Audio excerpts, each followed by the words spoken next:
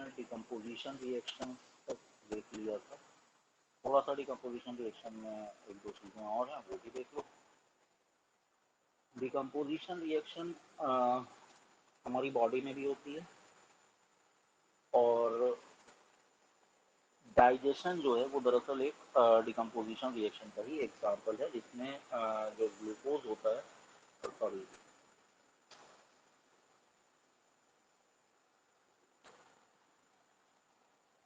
For example जो हमारा food जब हम कोई भी खाते हैं तो स्टार्च जो होता है वो सिंपल शुगर्स में कन्वर्ट हो जाता है, और प्रोटीन जो है वो डिकम्पोज होकर के अमीनो एसिड्स बना देता है। तो ये दोनों एग्जांपल हमारे डाइजेशन के लिए।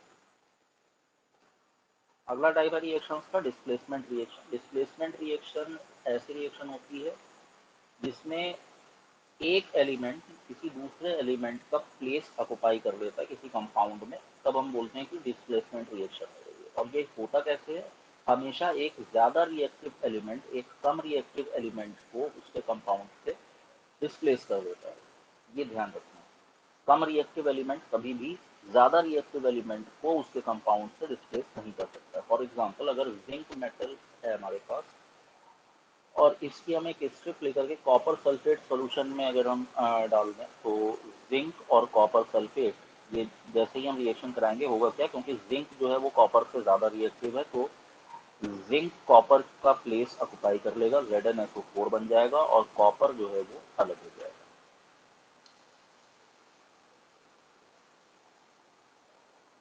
इसी तरह से अगर हम मैग्नीशियम ले लें, तो मैग्नीशियम भी कॉपर से ज़्यादा रिएक्टिव है, और इस वजह से जो कॉपर का कंपाउंड है कॉपर सल्फेट, उसमें से कॉपर को ये हटा देगा तो MgSO4 बनेगा और कॉपर बन जाएगा। नेक्स्ट, आयरन और कॉपर सल्फेट अगर हम ले लें तब भी यही होगा। अगर हमारे पास Fe है और हमने कॉपर सल्फेट किया और रिएक्शन कराई तो क्या होगा, एक तो FeSO4 बनेगा और दूसरा जाएगा। तो डिस्प्लेसमेंट रिएक्शन एक एलिमेंट जो होता है वो दूसरे से ज्यादा रिएक्ट करता है। और रिएक्टिविटी सीरीज जो एलिमेंट्स की है उसको लर्न कर लो, कौन कौन से एलिमेंट्स जो है वो कौन सा एलिमेंट सबसे ज्यादा रिएक्टिव होता है, उससे कम, उससे कम, उससे कम।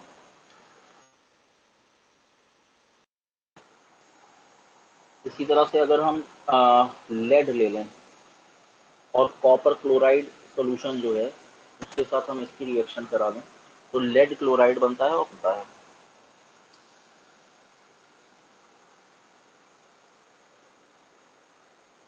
कॉपर क्लोराइड जो होता है वो ग्रीन कलर का सोल्यूशन होता है,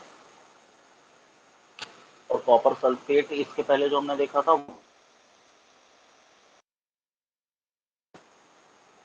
कलर से याद रखना भाई, क्योंकि कलर्स पूछे जा सकते हैं। कॉपर क्लोराइड ग्रीन कलर का सोल्यूशन है, इसमें अगर हम लेड डाल दें तो क्या होगा, एक तो बन जाएगा लेड क्लोराइड और दूसरा कॉपर। लेड क्लोराइड कलरलेस होता है और कॉपर रेड ब्राउन होता है। इसी तरह से अगर हम कॉपर की स्ट्रिप लेकर के सिल्वर नाइट्रेट के सोल्यूशन में डाल दें, कॉपर जो है वो सिल्वर नाइट्रेट के कंपैरिजन में ज्यादा रिएक्टिव होता है, तो ये क्या कर देगा, कॉपर नाइट्रेट बना देगा और साथ में सिल्वर अलग हो जाएगा। सिल्वर नाइट्रेट कलरलेस सोल्यूशन है, कोई कलर नहीं होता है, कॉपर रेड ब्राउन होता है। कॉपर नाइट्रेट जो है वो ब्लू कलर का सोल्यूशन होता है, और सिल्वर तुमको पता है ग्रेइश व्हाइट होता है।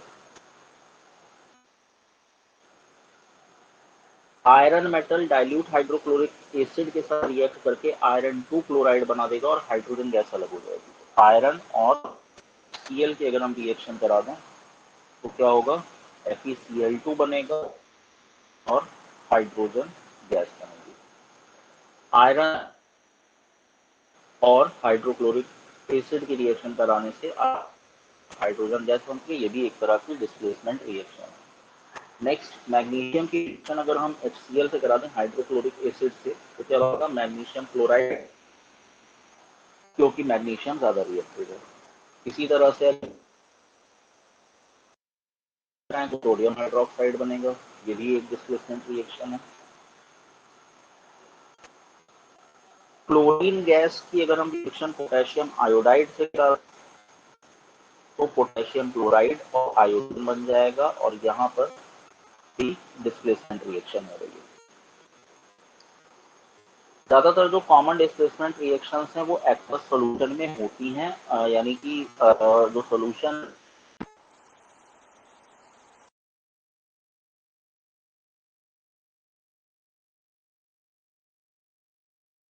जो इफेक्ट्स हैं वो मेटल्स पर भी होते हैं और फूड पर भी होते हैं। क्या है इसके डैमेजिंग इफेक्ट्स?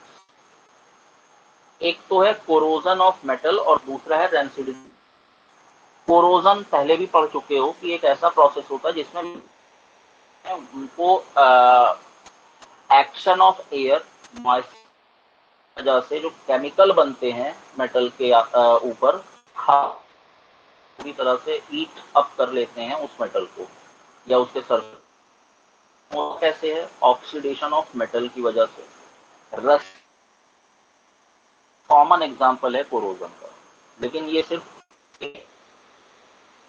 और कोरोजन में जो रस्टिंग ऑफ आयरन की केमिकल रिएक्शन है वो याद 4Fe plus 3O2 plus 2XH2O gives out 2Fe2O3 dot X2O.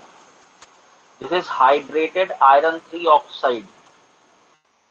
ये क्या है? हाइड्रेटेड आयरन 3 यानी कि रस्ट, ये जंग है।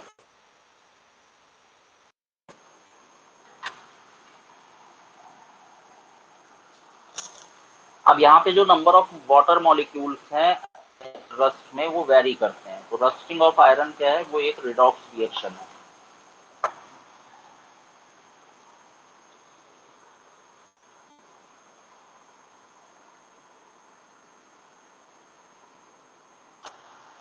कोरोजन की वजह से क्या होता है? जो आयरन और स्टील के ऑब्जेक्ट्स हैं वो वीक हो जाते हैं और स्ट्रक्चर्स जो हैं वो वीक हो जाते हैं। जैसे अगर कोई रेलिंग बनी हुई है, कार की बॉडी है, ब्रिज है, शिप है, तो इनकी लाइफ घट जाती है। तो बहुत ज्यादा अमाउंट ऑफ मनी जो है वो सिर्फ कोरोजन से मेटल्स को बचाने के लिए हमको खर्च करना पड़ता है।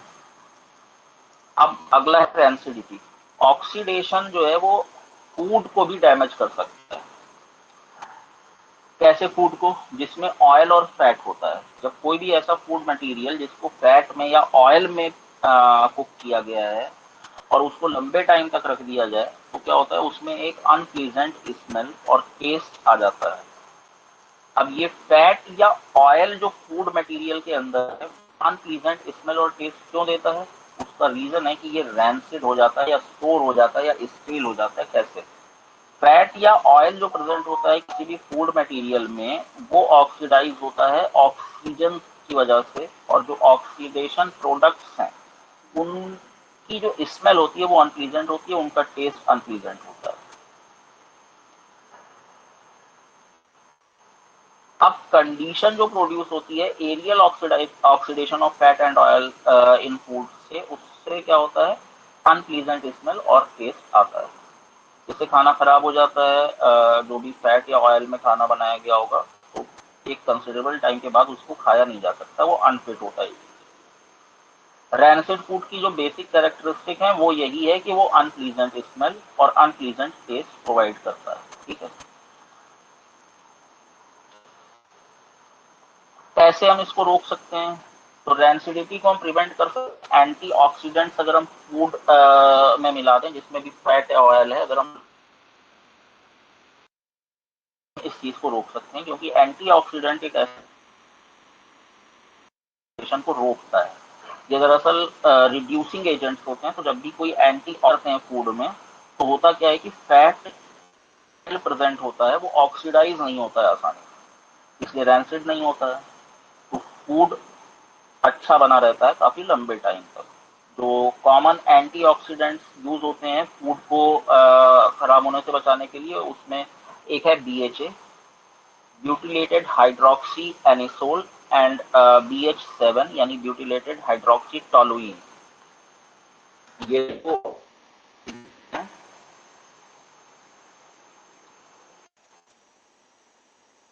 ऑक्सीडेंट का नाम है BHA, ब्यूटिलेटेड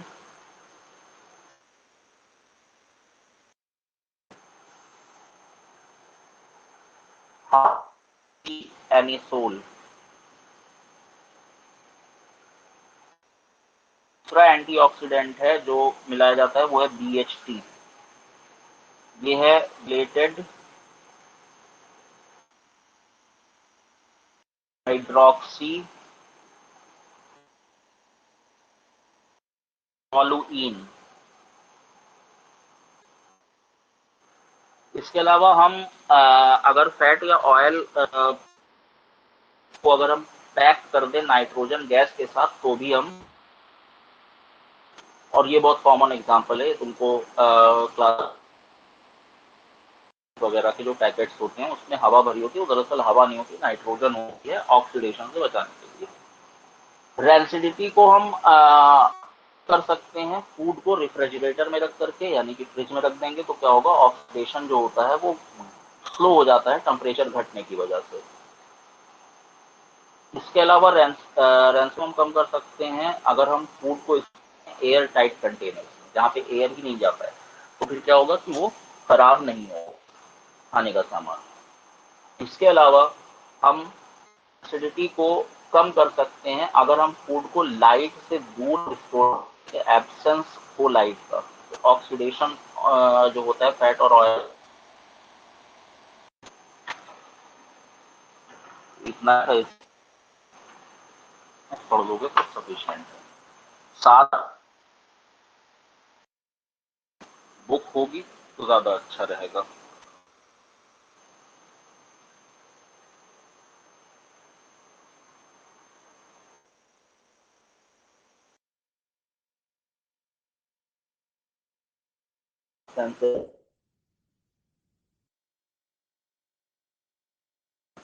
जैसे डिस्प्लेसमेंट रिएक्शन ऑफ मेटल, अगर हम मेटल ऑक्साइड के साथ करते हैं तो ये एक तरह की ऐसी रिएक्शन है जिसमें दो सॉलिड सब्सटेंसेस आपस में रिएक्ट कर रहे हैं।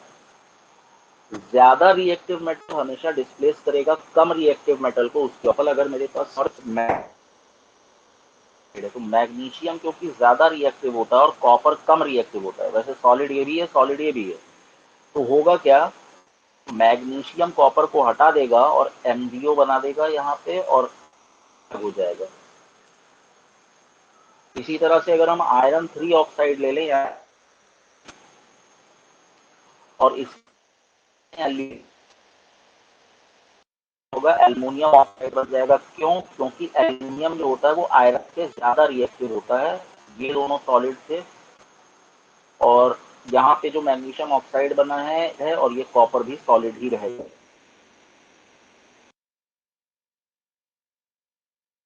बनेगा, लेकिन ये लिक्विड फॉर्म में बनेगा, इस बात का ध्यान रखना। ये मॉल्टन होगा, पिघला हुआ। ये सिंगल डिस्प्लेसमेंट रिएक्शंस भी कह सकते हैं क्योंकि इसमें सिर्फ एक ही एलिमेंट जो है वो डिस्प्लेस हो रहा है। तो अगर सिर्फ डिस्प्लेसमेंट रिएक्शन कहा जाएगा तो हम समझेंगे सिंगल डिस्प्लेसमेंट रिएक्शन की बात हो रही है। डबल डिस्प्लेसमेंट रिएक्शन में क्या होता है, दो एलिमेंट्स या दो कंपाउंड्स जो होते हैं उनके बीच में एक्सचेंज ऑफ आयंस होता है और इसकी वजह से एक डबल डिस्प्लेसमेंट रिएक्शन पॉसिबल होती है। तो डबल डिस्प्लेसमेंट रिएक्शन में क्या होता है, एक्सचेंज ऑफ आयन की वजह से डबल डिस्प्लेसमेंट रिएक्शन होती है। एग्जाम्पल, सपोज हमारे पास सिल्वर नाइट्रेट है और सोडियम क्लोराइड है। ये दोनों जब रिएक्ट करेंगे तो होगा क्या, एक तो बनेगा AgCl, यानी ये जो सिल्वर है और ये जो क्लोरीन है ये अलग हो जाएगा, AgCl बन गया। बचेगा यहाँ पे NO3 और Na, यानी कि NaNO3 बच जाएगा, यानी सोडियम नाइट्रेट।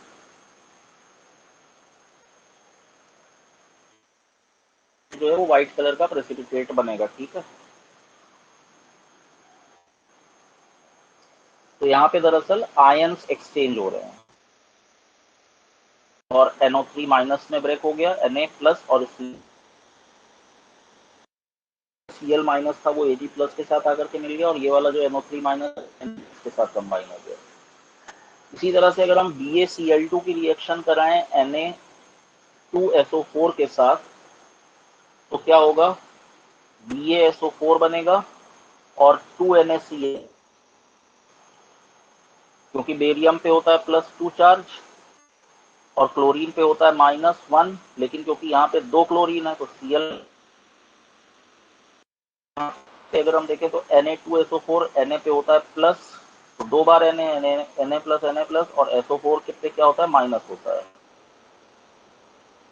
+2 है तो SO4 पे माइनस माइनस, ये Ba+2 और ये जो SA4-2 है ये आपस में बना देगा बेरियम सल्फेट, और ये Na प्लस और Cl माइनस मिलकर के बना देगा Na, और ये वाला भी NaCl बन जाएगा, तो बन जाएगा BaSO4 प्लस NaCl।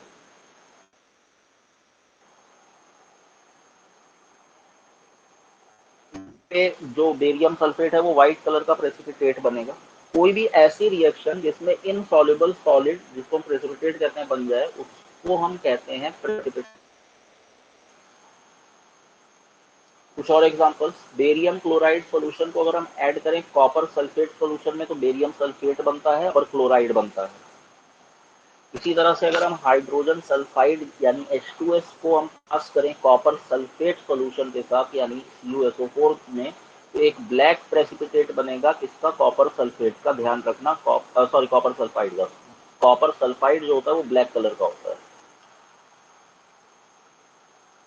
अगर हम अमोनियम हाइड्रोक्साइड सॉल्यूशन को ऐड करें अमोनियम क्लोराइड सॉल्यूशन में, तो एल्युमिनियम हाइड्रोक्साइड का व्हाइट प्रेसिपिटेट बनेगा, साथ में अमोनियम क्लोराइड सॉल्यूशन बन जाएगा। अगर पोटेशियम आयोडाइड सॉल्यूशन को हम ऐड करें लेड नाइट्रेट सॉल्यूशन में, तो येलो प्रेसिपिटेट बनेगा लेड आयोडाइड या PbI2 का, साथ में पोटेशियम नाइट्रेट भी बनेगा। एसिड्स और बेसिस की जो रिएक्शन होती है वो भी डबल डिस्प्लेसमेंट होती है, जिसको हम न्यूट्रलाइजेशन रिएक्शन बोलते हैं। तो अगर हम HCl और NaOH की रिएक्शन कराएंगे तो और H2O बनेगा। ऑक्सीडेशन एंड रिडक्शन रिएक्शन, जिसको हम रिडॉक्स रिएक्शन भी कहते हैं।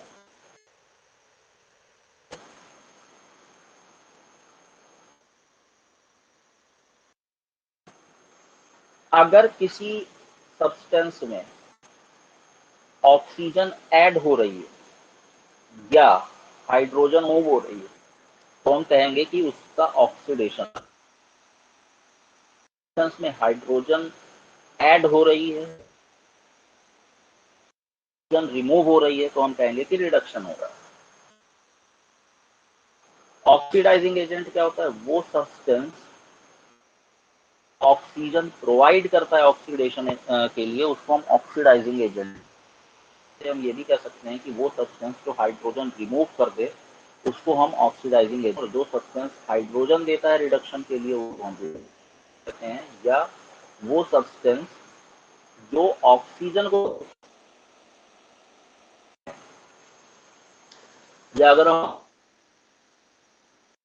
वो सब्सटेंस जिसका ऑक्सीडेशन हो रहा होता है वो होता है रिड्यूसिंग, और वो सब्सटेंस जिसका रिडक्शन हो रहा होता है वो होता है।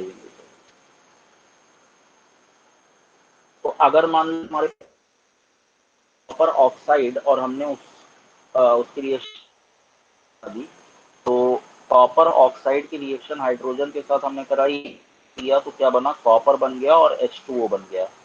क्या हो रहा है, कॉपर पे है, यहाँ पे कॉपर आ गया, यानी कि ऑक्सीजन निकल गई, गया, रिडक्शन हो गया। यहाँ H2 था, यहाँ पे क्या हो गया, ऑक्सीडेशन हो गया हाइड्रोजन का।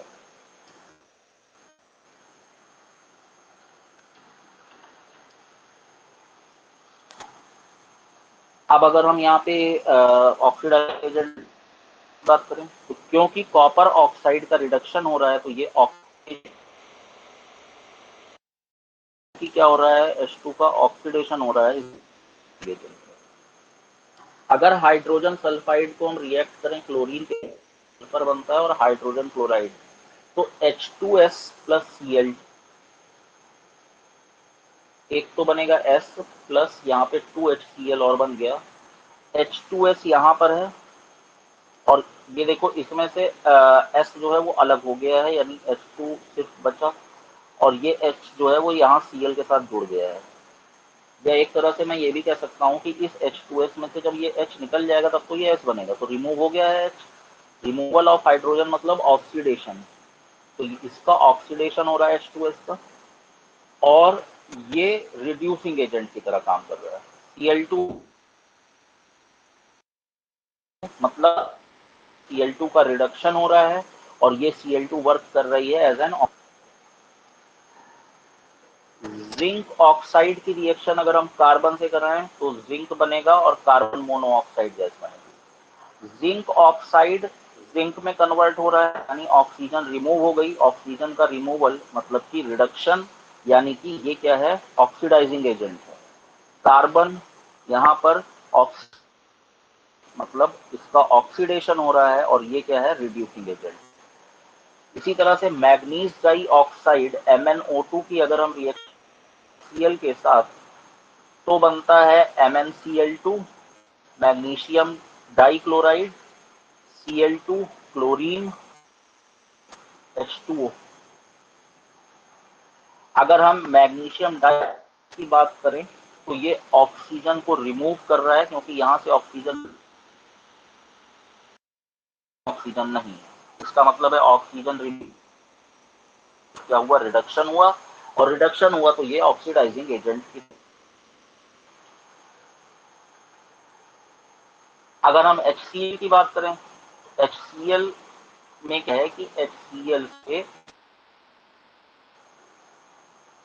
हाइड्रोजन निकल जा रहा है, क्योंकि HCl का यहाँ पे Cl2 बन गया, तो इसका मतलब है कि यहाँ पे हाइड्रोजन रिमूव हो रहा है और ये रिड्यूसिंग एजेंट की तरह काम करेगा।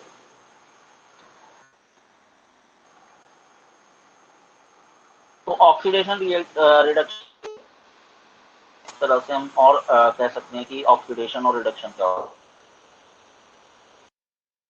मेटेलिक एलिमेंट है या रिमूवल ऑफ मेटेलिक एलिमेंट है, तो हम उसको बोलते हैं ऑक्सीडेशन। यानी कोई भी नॉन मेटल अगर ऐड हो रहा है या कोई मेटल है और अगर मेटेलिक एलिमेंट ऐड हो रहा है, रिमूव हो रहा है, तो हम कहेंगे कि रिडक्शन। मान लो हमने कॉपर को एयर में और यानी कि ऑक्सीजन के साथ इसकी रिएक्शन हुई, तो कंपाउंड हमारे पास एक आ जाएगा कॉपर ऑक्साइड। तो सपोज हमारे पास जो रिएक्शन है वो हो जाएगी copper plus copper oxide, 2CO और 2CO। यहाँ पर कॉपर कन्वर्ट हो रहा है कॉपर ऑक्साइड में, ऑक्सीजन हो रही है कॉपर गैस। अब ऑक्सीजन का एडिशन क्या होता है, ऑक्सीडेशन। तो कॉपर हो गया ऑक्सीडाइज में कॉपर ऑक्साइड में, ऑक्सीजन कन्वर्ट हो रही है किसमें, कॉपर ऑक्साइड में। अब इसमें क्या हो रहा है, कॉपर ऐड हो रहा है, मतलब मेटल ऐड हो रहा है, और मेटल ऐड हो रहा होता है तब हम बोलते हैं कि वहां पर क्या हो रहा है, रिडक्शन हो रहा है।